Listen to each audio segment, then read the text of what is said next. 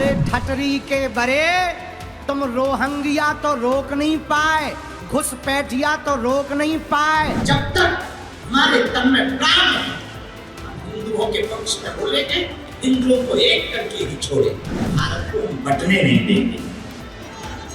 अब हम हिंदुओं को घटने नहीं देंगे। आप और लोगों ने हमें मठ बनाए, छेड़ोगे तो हम छोड़ेंगे नहीं। बाबा बागेश्वर ने निकाल दी नीतीश कुमार की पर्ची। क्या नीतीश कुमार की कुर्सी जाने वाली है? बीजेपी या आरजेडी, कौन संभालेगा बिहार की सत्ता? बाबा बागेश्वर ने बिहार में हिंदुत्व का ऐसा डंका बजाया कि राजनीति के बड़े बड़े दिग्गज भी अपनी राजनीति खत्म होते देख रहे हैं। अब तक जातियों और धर्म में बांटकर बिहार को हाशिए पर ढकेलते रहे ये तथाकथित कद्दावर नेता अब अपनी राजनीतिक दुकान बंद होने के डर से घिघियाने लगे हैं। बागेश्वर धाम वाले बाबा ने जो हिंदुत्व का नारा दिया है, उससे बिहार में कई समीकरण एक साथ ध्वस्त होते हुए नजर आ रहे हैं।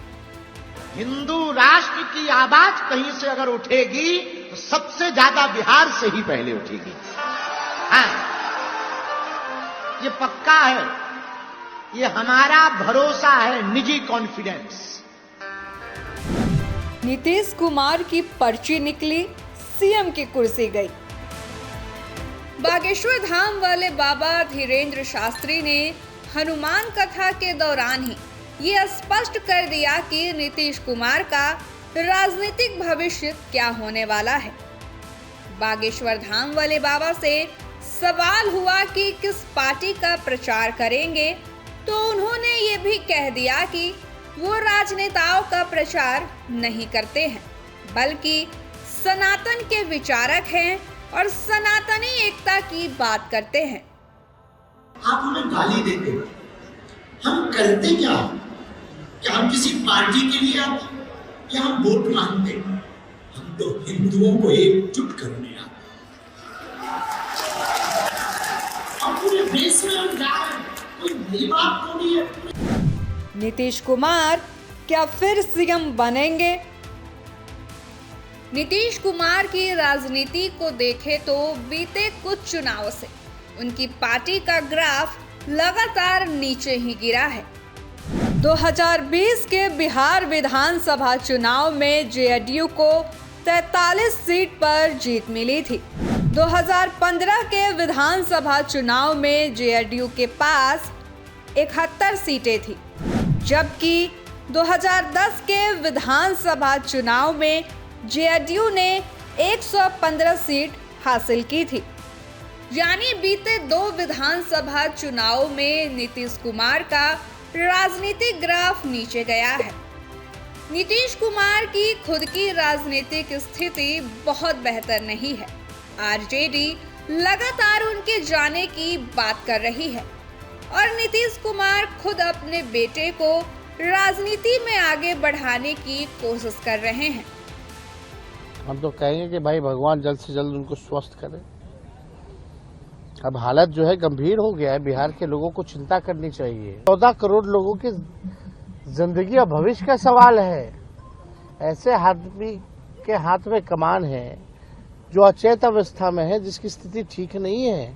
एनडीए भी घोषित करें और हमारे जेडीयू भी कार्यकर्ता सारे नेता सब मिलकर घोषित करें, एनडीए भी घोषित, सीएम है और सीएम के उनके नेतृत्व में हमारी सरकार बने, फिर से विकास का क्रम जारी रखे।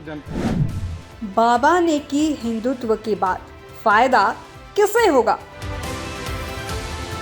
बिहार के राजनीतिक कल्चर को देखें तो वहां पार्टियां जाति विशेष और धर्मों की बात करती रही है। आरजेडी मुस्लिम और यादव की राजनीति करती रही है। जेडीयू पिछड़े और अति पिछड़ों के साथ मुस्लिम की बात करते हैं।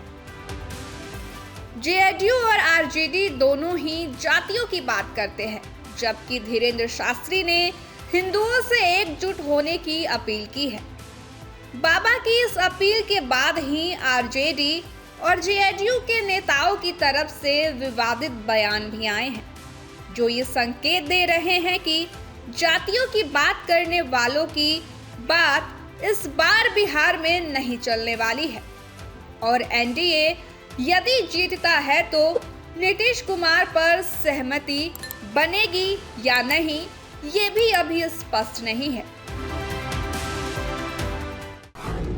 न्यूज़ कोरिडोर्स आप हमें YouTube पर, Instagram पर, X पर और Facebook पर फॉलो कर सकते हैं।